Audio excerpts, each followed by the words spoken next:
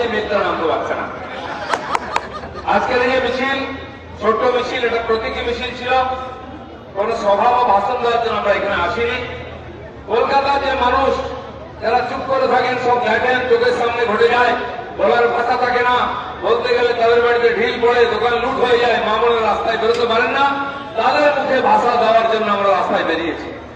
তাই আগামী 13 তারিখ 1টার সময় কলেজটা থেকে আমাদের প্রতিবাদ মিছিল বেরোবে আর যাবে 14 তলা নবান্নের দিকে। মারপিট করার জন্য নয়। আমি এই কথাটা দিদিকে বলতে যাই, দিদি আপনি কলকাতাকে লন্ডন বানাবার প্রতিশ্রুতি দিয়েছিলেন 12 বছর আগে। দীঘাকে গোয়া কিছুই হলো না, সব যেমন ধীরে ধীরে শ্রীলঙ্কা হয়ে যাচ্ছে, এর জন্য আমরা প্রস্তুত ছিলাম না। দিদি আপনি বলেছিলেন রাস্তাঘাট গাড়ি ঘোড়া সব ঠিক করে দেবেন, বলেছিলেন 500 টাকা নিন, পরেটা দিচ্ছি। দুয়ারে সরকার বলে অনেক প্রতিশ্রুতি লিখে নিয়েছিলেন, এই করবো তাই করবো, কিছুই করলেন না। সেই জন্য আপনারা 14 তলায় কথার অধিকার নেই। দয়া করে কালীঘাটে যান, ওখানে চণ্ডী পাঠ করুন, এই কথাটা বলার জন্য যাবো। আর সেই জন্য আমিও এখানে আপনাদেরকে আহ্বান করতে এসেছি। আমি গত 10-12-15 দিন ধরে অন্য জেলায় ছিলাম, 2 দিন মুর্শিদাবাদ, 2 দিন বীরভূম, তারপরে পুরুলিয়া, বাঁকুড়া, অন্যান্য মেদিনীপুর হয়ে এখন বিষ্ণুপুর থেকে সোজা আসছি। আমি একেবারে খটখটে রোদ্দুর থেকে শুরু করেছিলাম, 40-42 ডিগ্রি টেম্পারেচার, কলকাতা আস্তে আস্তে ঠান্ডা হয়ে গেল সব মামলা। এখানকার মানুষ চাইছেন লড়াই হোক, পরিবর্তন হোক। তাই আমার সব নেতারা এসছেন আজকে, নাম হয়েছে সিনিয়র লিডার মাননীয় শ্রীভদ্রদা, এই যে যাদের যাদের নাম সকাল থেকে আপনারা টিভিতে দেখেন, তাদের সঙ্গে খুব বন্ধুত্ব আছে। অনেকদিন ঘর করেছেন, কিন্তু ঠিক সময় ছেড়ে চলে এসছে, বুঝতে পেরেছেন সময় খারাপ। এদের সঙ্গে বেশি দিন থাকা যাবে না, বুড়ো বয়সে জওহর সরকারের মতো এত তালিয়ালায় ডুব দিতে হবে, তাই উনি প্রায়শ্চিত্ত করতে এসছেন। ভোটার বলেননি, বলছে না হয়ে গেছে, আমি পরিবর্তন করতে চাই। সজল আমার ভাই, প্রদীপ বাবু তার বাবা বহু বছর পুরুষোত্তম রাজনীতি করে কলকাতা, তার একটা ইজ্জত আছে, জায়গা আছে, হাজার হাজার লোকের সেবা করেছেন তারা। স্থানীয় কাউন্সিলর, আমাদের জেলার জেনারেল সেক্রেটারি, এরকম যুবকরা আছে যারা এখন ওদের সঙ্গে থাকতে বাধ্য হয়েছেন পরিস্থিতির কারণে, তাদের বিরুদ্ধে লড়াই শুরু করেছেন। এটাই নতুন বাংলা। নতুন টিএমসি হবে কিনা জানি না, নতুন বাংলা জরুর তৈরি হবে। দেবাশিতা, অন্যান্য নেতৃবৃন্দ, ডাক্তার অর্চনাদি সবাই আছেন। আর আপনাদের মতো হাজার হাজার কর্মী, যুবক যারা নতুন বাংলা দেখতে চাইছেন মোদির হাত ধরে, তাদের নিয়ে আমরা লড়াই শুরু করেছি। আর এটা গত 6-7 বছরের নিরন্তর লড়াই। আর এই দুর্নীতি, এই অত্যাচার, এই হিংসা, গণতন্ত্র হত্যার বিরুদ্ধে আমরা লড়াই শুরু করেছি বলে আমাদের উপরে নিরন্তর আক্রমণ, কেস চলেছে। খালি বীরভূমে 731 জনকে গাঁজার কেস দেওয়া হয়েছে। 5-7 কিলো 10 কিলো করে গাঁজা দেখানো হয়েছে, 20 কিলো করে। যদি বীরভূমের গাঁজা এক করা যায়, যতগুলো কেস হয়েছে সারা পশ্চিমবাংলায়, কেন সারা ভারতবর্ষে এত গাঁজা পাওয়া যাবে। বন্ধুগণ, গাঁজার কেসের ভয় দেখিয়ে, জেলে ঢুকিয়ে দেওয়ার ভয় দেখিয়ে, মহিলাদের সম্মানহানির ভয় দেখিয়ে চুপ করে রাখা হবে। আর 500 টাকা ঘুষ দিয়ে, 500 টাকার জন্য মহিলারা সাপ্লাই লাইনে দাঁড়িয়েছেন, মাসে 500 টাকার জন্য। আর তার ছেলে গুজরাটে গিয়ে লেবার খেটে রোজ 500 টাকা ইনকাম করে। বাংলা আর গুজরাটে কি পার্থক্য? মানুষকে বিক্রি করা হয়েছে, তাই লোক যে যা পাচ্ছে নিয়ে নিচ্ছে।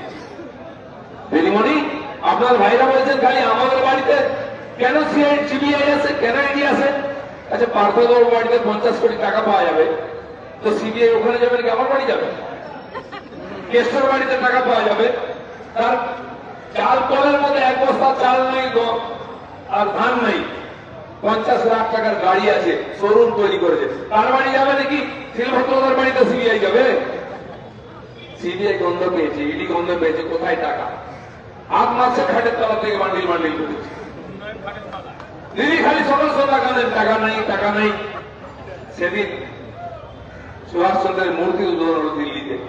আমি জানি না প্রধান মুখ্যমন্ত্রী আমাদের বাংলায় কটা সুভাষচন্দ্রের মূর্তি উদ্বোধন করেছে বা তৈরি করেছে। মোদী করেছে, দেখিয়েছে। বিদেশি শাসকের মূর্তি তুলে দিয়ে যেটাই সুভাষচন্দ্রের বিস্কুট মূর্তি হয়েছে। আর গুজরাটে সরকার বল্লভভাই প্যাটেলের বিশ্ববিখ্যাত মূর্তি দুনিয়ার লোক দেখতে আছে। আপনি কি করেছেন? কাটমানি করেছেন, সিন্ডিকেট চালিয়েছেন, গরু বাজার করেছেন, ভাইদের দিয়ে কোটিপতি বানিয়েছেন। আপনি বলছেন আমাকে ডাকা হয়নি? ডাকা হয়েছে, চিঠি এসেছে, স্বীকারও করেছে। জাননি কেন? গেলেই মোদী বলবেন যে দিদি আপনি বলছেন টাকা নেই, আর ভাইদের কাছে কোটি কোটি। কিরকম কথা? টাকা নেই, টাকা নেই, কাটাকাটি করেন, টাকা দিতে সত্য চলে যাচ্ছে, শুধু সিবিআই এসছে, টাকাটা কোথায় গেছে পূজার জন্য।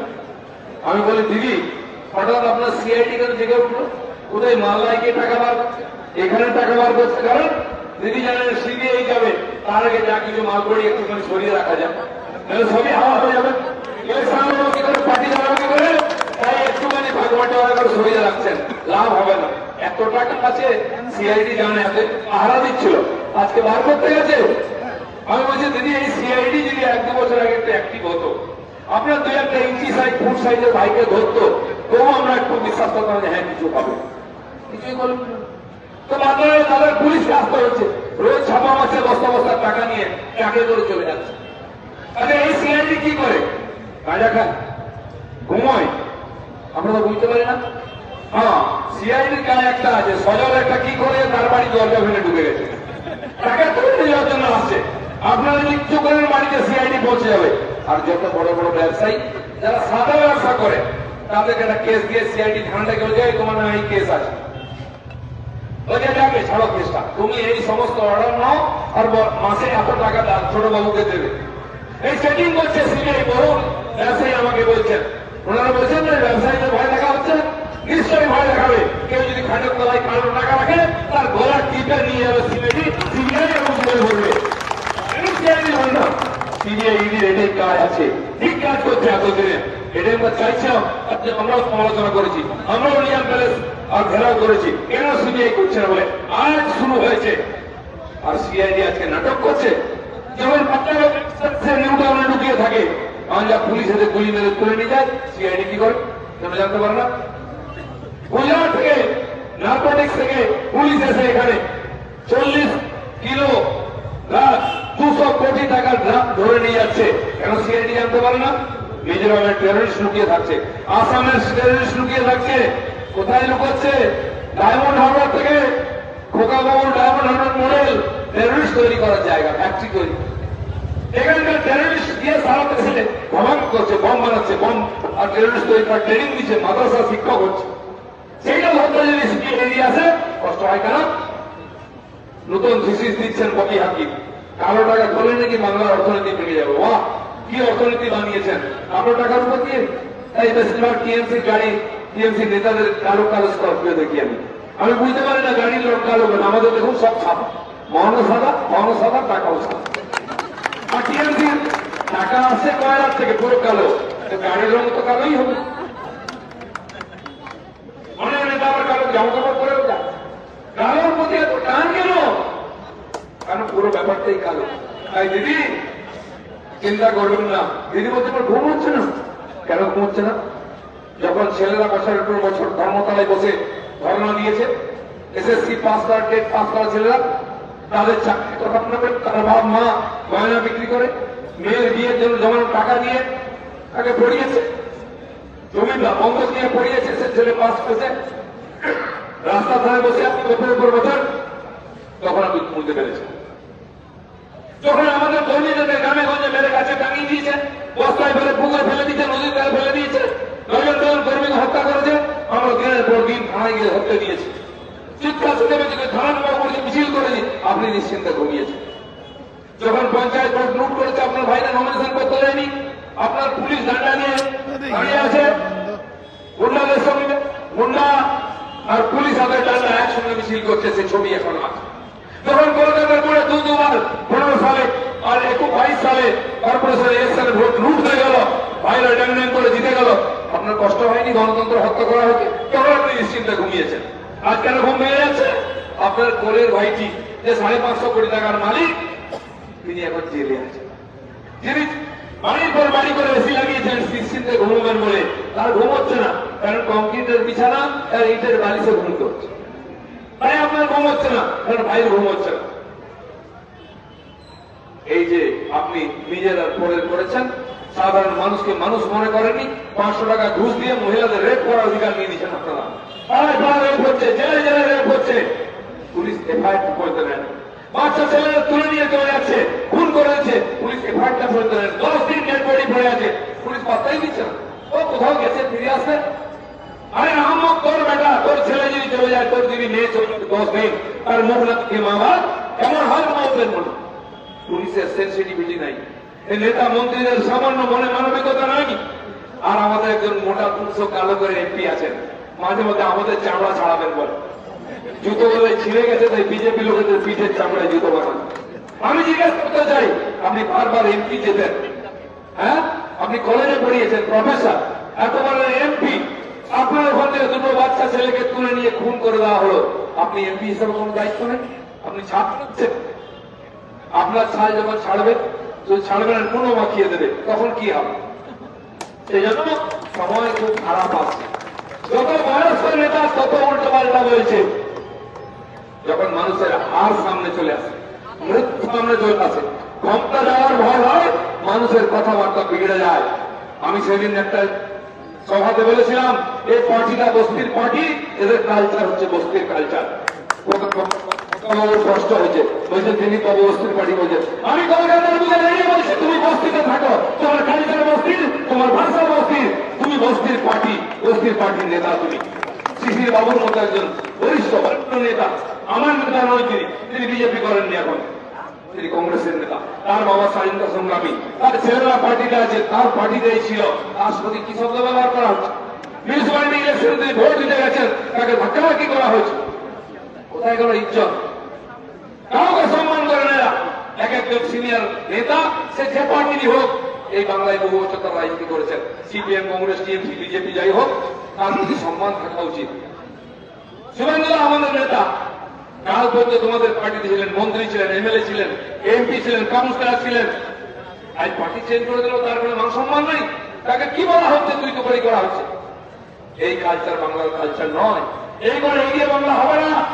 কথায় কথায় বাঙালি, প্রধানমন্ত্রীকে হরিদাস পাল, অমিত ভাইকে মোটা, প্রধান আমাদের সভাপতিকে নাড্ডা গাড্ডা চাড্ডা, কে বলেছে? বস্তির মেয়ে বলেছে, বস্তির মেয়ে আছে। এই কালচার বাংলার কালচার নয়। বলুন, কালকে ছোকরা কয়েকশো কোটি কালো টাকা করেছ, তাই ফুটানি মারছ।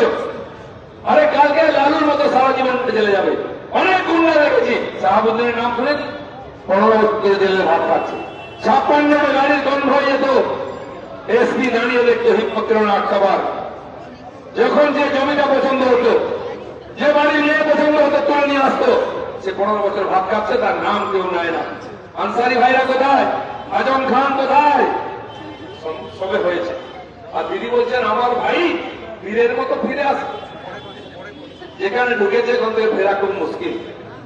আমাকে একজন গল্প বলল, দাদা আমার ঠাকুরদা খুব সাহসী ছিল, উনি কি করেছে? বড় ভয় করতো না, সব জায়গায় ঢুকে যেত। কোথায় কোথায় ঢুকেছে? এখানে ঢুকে, তারপরে একবার বাঘের খাঁচায় ঢুকে গেল চিড়িয়াখানা। তারপরে কি হলো? আর কোনদিন বেরোলো না। তো যে খাঁচায় ঢুকেছে কেসটা, বেরোবার রাস্তা বন্ধ হয়ে গেছে। সারা জীবনটাই কংক্রিটের বিছানায় আর মাথায় ইট দিয়ে ঘুমতে হবে। দিদিমণি, আপনার ঘুম উড়েছে, ঘুম উড়বে যেদিন এখানকার স্কুলের মাস্টার মশাইরা, যারা 35 বছর ধরে সেবা দিয়েছেন, আমাদের ছেলে মেয়েদের মানুষ করেছেন, তারা রিটায়ার করার পরে পেনশন পাচ্ছেন না। 3 বছর মেমোরি একজন হেডমাস্টার মশাই, যাকে বঙ্গভূষণ পুরস্কার তারা দিয়েছিলেন, দিদি 3 বছর 19 সাল থেকে পেনশন না পেয়ে আত্মহত্যা করলেন ডিপ্রেশন। কারণ ছেলে মেয়ের চাকরি হয়নি, বয়স হয়েছে, ওষুধের পয়সা নেই, সংসার চলছে না। একজন হেডমাস্টার মশাই যাকে পুরস্কার দিয়ে তিনি যদি সুইসাইড করেন, তখন আপনার ঘুম ঠিক হয়। কিন্তু আপনার টাকা 550 কোটি টাকা কামিয়েছে, কেসের মধ্যে যদি জেলে যায়, ঘুম হচ্ছে না। এর জবাব মানুষ দেবে। মানুষ আপনার ভাঙা পা থেকে ভোট দিয়েছে, আপনাকে সিধাবে। আপনি বাচ্চাদের লোক দেখিয়েছিলেন, আমি বলছি আপনি মহিলা, আমি আপনার বাড়ির মেয়ে, দেখুন সবাই আমার বিরুদ্ধে লেগেছে। আমাদের বাড়িতে মা বোনেরা সরল মনে মেনে নিয়েছেন, সত্যি তো একজন মহিলা। আপনি কি মহিলা? আপনার ডান দিকে পার্থ, বাম দিকে কেষ্ট, পেছনে বই হাকিম, ডান দিকে আস্তে আস্তে সিবিআই হাতটা যাচ্ছে। বাড়িতে টাকা পাই, ওনার কষ্ট হয় কেন? উনি কেন বলছেন 11 টাকা বার করে দিলে বাংলার অর্থনীতি ভেঙে পড়বে?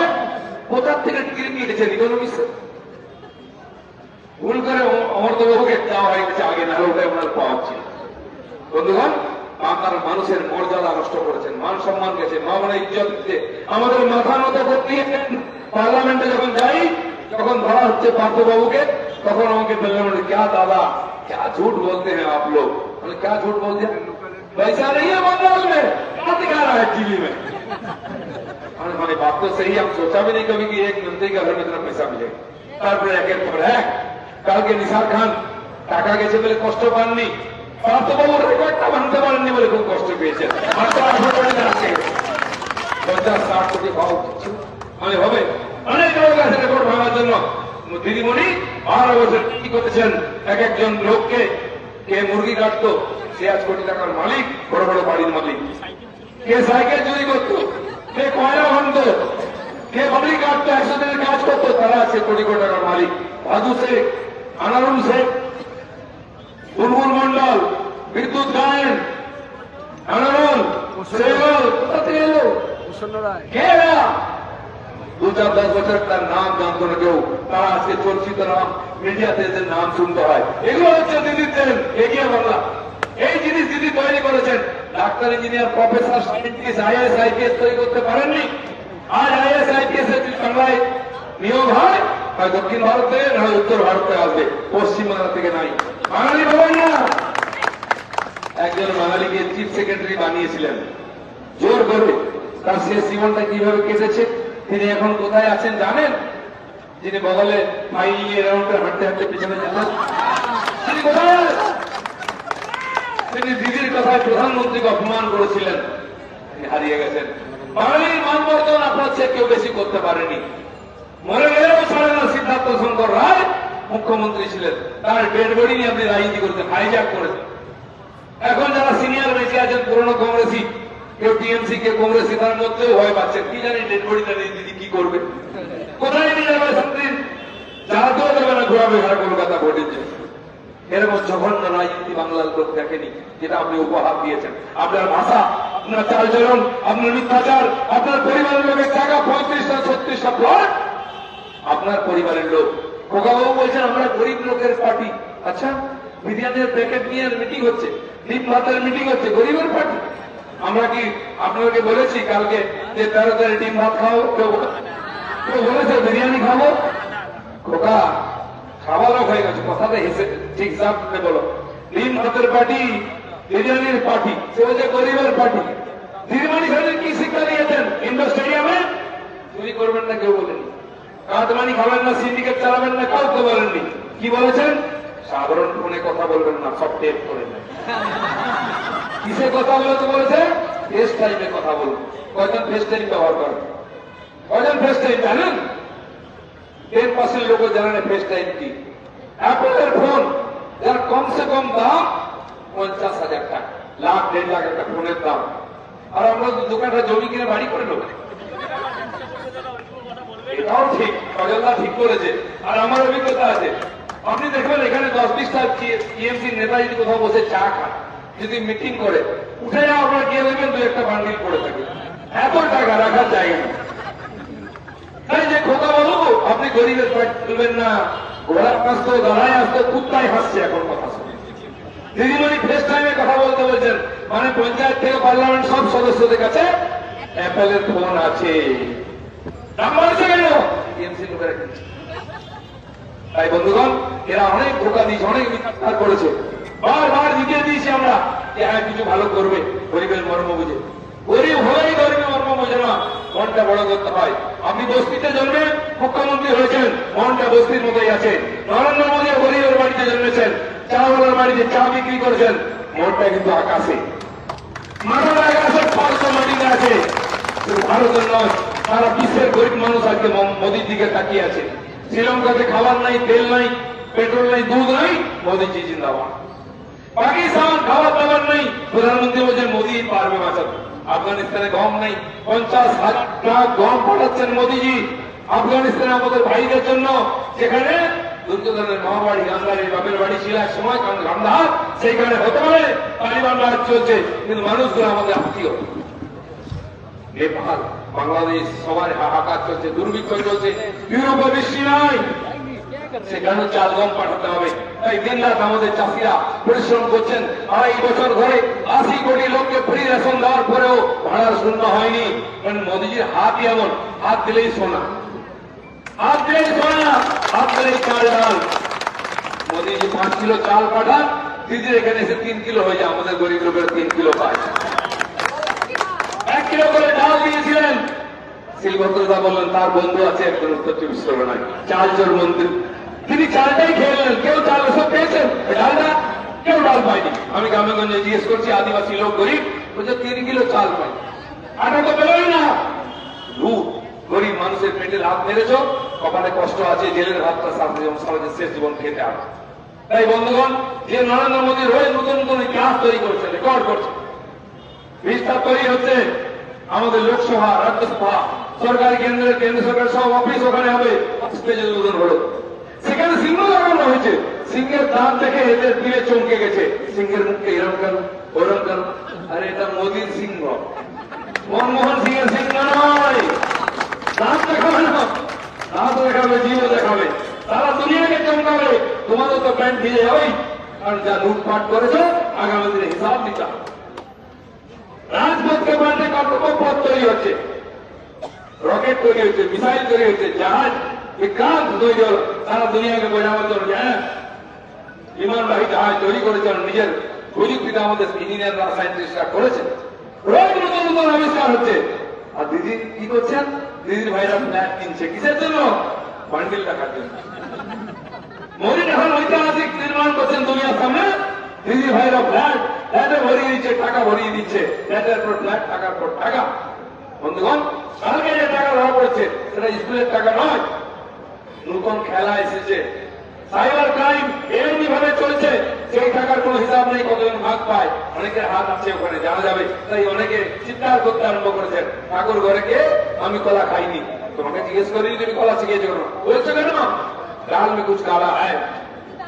সারা পশ্চিমবঙ্গ উদ্বাস, এখানে হচ্ছে টেররিস্টের আড্ডা, অ্যান্টি সোশ্যাল, অ্যান্টি নেশাল, তাদের আড্ডা এখানে। সেফ সেলটা চলে এসো, আরামসে থাকো, পুলিশ গায়ে হাত দেবে না, বরঞ্চ অন্য রাজ্যের পুলিশ থেকে আটকাবে। যতক্ষণ তুমি পালিয়ে যাবে, বেশি অগড় বগড় হবে, হাত বলে ঝান্ডা ধরে মামাটি মানুষ জিন্দাবাদ, আমাদের পার্টির লোক গায়ে হাত দেওয়া যাবে। বন্ধুগণ, এই বাংলা উগ্রপন্থীদের আড্ডা, মাদ্রাসা বলে উগ্রপন্থীদের ট্রেনিং কেন্দ্র করা হয়েছে, এখানে থেকে ধরা পড়ছে। দেখুন হেমন্ত বিশ্ব শর্মা কিরম দাওয়াই দিচ্ছে, দেখুন যোগী কেমন দাওয়াই দিচ্ছে। আজ ও কাল যত রাষ্ট্রবিরোধী শক্তি এখানে ঘাঁটি গেড়েছে, তার সঙ্গে হিসাব হবে। মোদীর মতো, বিশ্ব শর্মার মতো হিসাব মানতে হবে। কারণ এখানে বন্ধুর মতো রচনা হয়েছে, এখানে দুর্গুদ্র জাতীয় সঙ্গীত, জনগণমন রচনা। আরে রাজ্যের মহাপুরুষ, বিপ্লবী, কবি, সাহিত্যিক, দার্শনিক, সন্ন্যাসী এখানে জন্মগ্রহণ করেছেন। সেই পবিত্র বাংলাকে বেশি দিন এই দুর্বৃত্তদের হাতে আমরা রাখতে দেবো না। এখানে রাষ্ট্রবিরোধী ক্রিয়াকলাপ করতে হবে না, দুর্নীতিবাদ, হিংসাশ্রয়ী সরকারকে চলতে হবে না। ভারতীয় জনতা পার্টির 200 বেশি কর্মী এখানে গণতন্ত্র রক্ষার জন্য প্রাণ দিয়েছেন, তারপরে আরো 200 প্রাণ দেবে। নির্বাচনের পরে 60 জনের বেশি কর্মীকে হত্যা করা হয়েছে, তদন্ত চলছে। সেই দুর্বৃত্তরা এখন অত্যাচার করছে। যে অভিজিৎকে পিটিয়ে মারা হয়েছিল মানে কয়, সেই শয়তানরা শ্রেণীর বেলে ঘাটালে গিয়ে গর্ভবতী মহিলাকে পেটে লাথি মেরেছে। এই অনৈতিক কাজ দিদিমণির চোখের সামনে হচ্ছে, তার এমএলএ দাঁড়িয়ে করাচ্ছে। ভাবছেন একবার চা খেয়ে ছেড়ে দিচ্ছে বলে আগামীতে ছেড়ে দেবে? কেসটাও অনেকবার চা খেয়েছে, পার্থবাবু চা খেয়েছিলেন, এখন ভাত খেতে হচ্ছে ওখানে গিয়ে। সময় আসছে, এই কথাগুলো পাবলিক করার জন্য রাস্তায় বেরিয়েছে। আমরা বলি না, আমরা বলিদান দিতে জানি। আমাদের পার্টির প্রতিষ্ঠাতা শ্যামা প্রসাদকে খুন করা হয়েছিল জম্মু কাশ্মীরে, তাই আজ কাশ্মীর ভারতের অঙ্গ। দ্বিতীয়, সভাপতি দীনদয়াল উপাধ্যায়কে খুন করা হয়েছিল, তাই পার্টি দুনিয়া পর এক শ্রেষ্ঠ মনীষী এই পার্টিকে নেতৃত্ব দিয়েছেন। আমাদের মতো সাধারণ মানুষ আজকে সেই ঝান্ডা ধরে লড়াই করছি। বাংলার মানুষের হৃদয় আমরা জিততে পেরেছি বলে 18 এমপি আর 77 এমএলএ জিতেছি। পুজো আর তারপরে এই বছর টিএমসির কপালে কষ্ট আছে। অর্থাৎ জেনে রাখুন, বাংলার মানুষ আপনার উপরে ভরসা করে। যারা ভুল করেছেন, তারা হাউতাস করছেন যে ভুল করে ভোট দিয়ে আর দেবো না, মানুষকে শুধরাবার সুযোগ দিতে হবে। নতুন বাংলা গড়তে হবে, সোনার বাংলা গড়তে হবে। আমাদের রক্ত আর ঘামে যে বাংলা গড়ে উঠবে, এই আশা রেখে সবাইকে আবার 13 তারিখ নবান্ন ভিতরে সামিল হওয়ার আহ্বান করে ভারত মাতা জয়।